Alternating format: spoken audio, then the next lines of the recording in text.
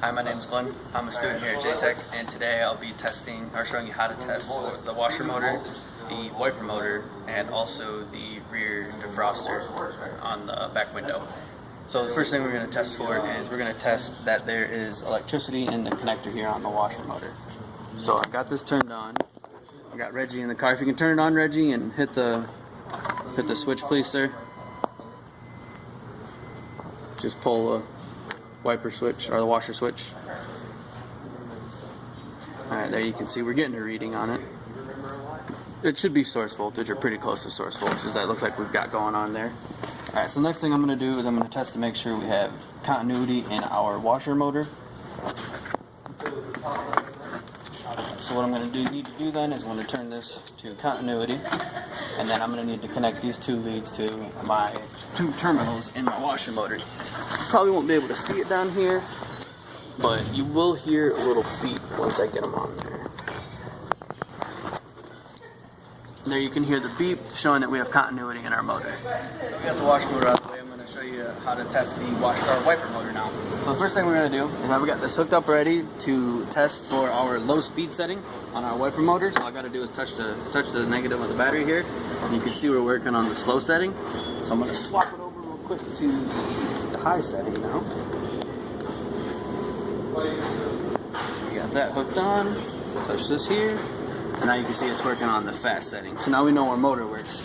The next thing I'm going to do is I'm going to test for the ground in our connector here. So we got that hooked up to the ground terminal already. I just got to turn our continuity on. So we got that set. And then all I need to do is find a ground, touch it to a ground. Let's see if there's something back here. You guys doing okay? Yes, sir. Kind of.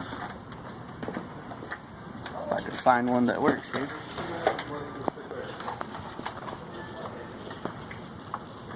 Okay, pause it. Alright, so now we're going to check for continuity in the ground. As you can see, we got our continuity there. So we know that we've got our ground connection is good. Alright, so now we're going to test for continuity in the motor to make sure that's working. Alright. Basically, introduce yourself. Already got one terminal hooked up in there, just got to touch the other one. And there you go, we can see we have our continuity, so we know our motor's going to get electricity. So now we're going to test and make sure the rear defroster is working. So we've got the test light set up right here. We're going to make sure we got power coming through. So all I have to do is touch this to the ground, light should come on. There we go, so now we know we have electricity coming to it. From here you can also test the voltage on it. Voltage, you just want to make sure you find a spot right over here. Just set that right there where you can see it. So you got to make sure you're on the line here, and then you can test your voltage coming down the line sometimes.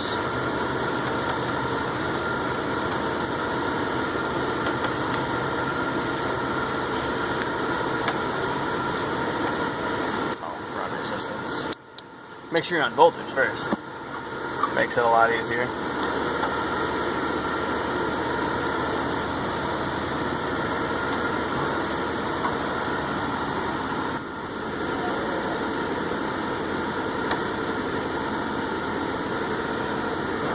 There you go. So we have 2.4 volts there. And the farther down the line you move, the more voltage you're going to see. The last thing we're going to do is test for continuity to make sure we have continuity in our defogger lines here. So all you need to do is set your DVOM to the continuity setting.